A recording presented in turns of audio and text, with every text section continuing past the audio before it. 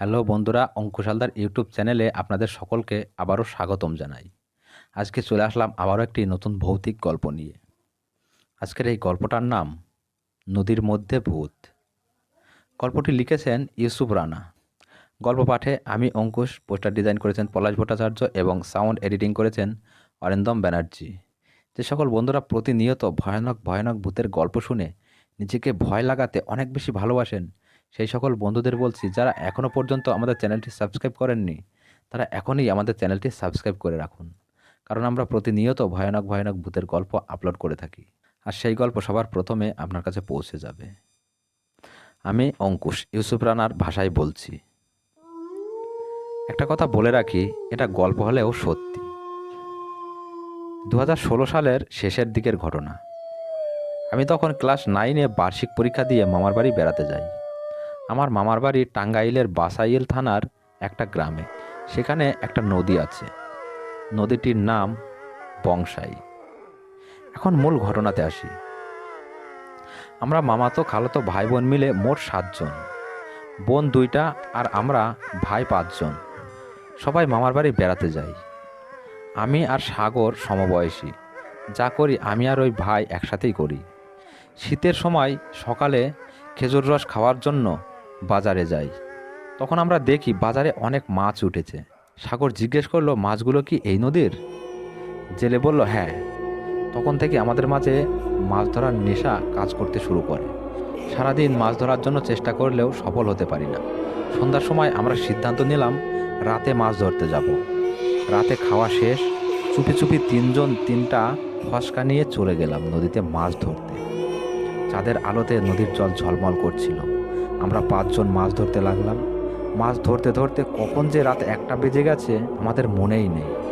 হঠাৎ একটা যেন অদ্ভুতুরে বাতাস মতো মনে হলো। কিন্তু আশ্চর্য বিষয়, আমরা খেয়াল করলাম শুধু আমাদের চারপাশেই বাতাসটা ঘুরছে, আর কোথাও কোনো বাতাস নেই। আমরা খুব একটা নজর দিলাম না, কারণ আমরা 5 জন ছিলাম, তাই আমাদের মধ্যে তেমন একটা ভয় ছিল না।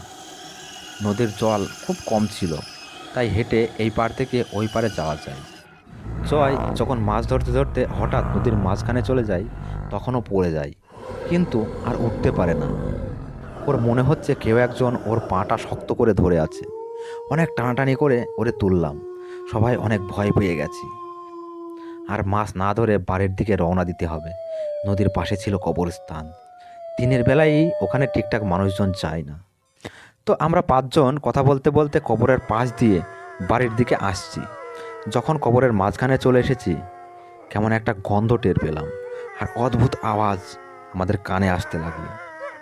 গাছগুলোর ডাল মনে হচ্ছে কেউ ভেঙে ফেলছে, কিন্তু আশ্চর্যের বিষয় হলো কোনো গাছের ডাল ভাঙাভাঙি ছিল না। কিন্তু আওয়াজ শুনে মনে হচ্ছিল গাছের সব ডালপালা ভেঙে ফেলছে। এইসব অদ্ভুত ঘটনার সাক্ষী হব কখনোই ভাবতে পারিনি আমি। আমরা শীতের দিনেও ঘেমে অস্থির হয়ে গেছি। যত জোরে দৌড়াতে চাইছি, মনে হয় পা দুটো ততই ধীরে চলছে। লাইটটাও চার্জ প্রায় শেষের দিকে। আমরা আবার নদীর দিকে দৌড় দিলাম। নদীর পাড়ে আসার পর কে যেন আমাকে একটা ধাক্কা দিয়ে ফেলে দিল। আমাকে রেখে ওরা অনেকটা দূরে চলে গেছে। আমি ওদের ডাকতে যাব, কিন্তু আমার মুখ থেকে কোনো কথা বের হলো না। আমি মনে মনে ভেবেই নিয়েছিলাম, আর হয়তো আমি বাঁচব না। আজকেই হয়তো আমি শেষ হয়ে যাব। জলের মধ্যে থেকে একটা কালো বাচ্চা উঠে আসলো। বাচ্চা আমার দিকে এক দৃষ্টিতে তাকিয়েছিল আর হাসছিল। আমার মনে হলো কেউ যেন আমার পাশে স্নান করছে। এত রাতে কে স্নান করবে? পিছনে ঘুরে দেখি জলে কেউ নেই, কিন্তু স্নান করার আওয়াজটা তো আমি ক্লিয়ার শুনতে পেলাম। আবার বাচ্চার দিকে তাকিয়ে বাচ্চাকে আর খুঁজে পেলাম না। তখন দেখি ওরা আমাকে খুঁজতে খুঁজতে আমার এখানে চলে এসেছে। জয় আমাকে জল থেকে টেনে তুললো। তখনও আমি কোনো কথা বলতে পারছিলাম না। তারপর সবাই এক দৌড়ে বাসায় চলে আসি। আমার আর আকাশের খুব জ্বর হয়েছিল। অনেক ডাক্তার দেখিয়েও ভালো হয়নি। আমার স্বাস্থ্য অনেক খারাপের দিকে চলে যাচ্ছিল। তখন সাগর আমাদের মাছ ধরার ঘটনাটা সবাইকে বলে দেয়। মামা বাসায় একটা হুজুরকে ডেকে আনে। সে আমাকে দেখেই বলে দিল আমার পর খালির নজর পড়েছে, সে কিচ্ছু করতে পারবে না। আমার দাদু একটা তান্ত্রিককে ডেকে এনে অনেক কিছু করে আমাকে সুস্থ করে, কিন্তু ভূতের জন্য 2টা মুরগি দিতে হয়েছে। তারপর থেকে আর কোনো দিন আমাদের কোনো সমস্যা হয়নি। আজকের গল্পটা এই পর্যন্তই। গল্পটা কেমন হলো দয়া করে আমাদের জানাবেন। ভালো খারাপ যেমনি হোক না কেন আপনাদের মন্তব্য দিয়ে আমাকে অনুপ্রেরণা করবেন। গল্পে আপনাদের ভালো মন্দ মন্তব্য আমাকে গল্প বানানোর জন্য অনুপ্রেরণা যোগায়। আবার দেখা হচ্ছে নেক্সট এপিসোডে। ততক্ষণ আপনারা ভালো থাকবেন, সুস্থ থাকবেন।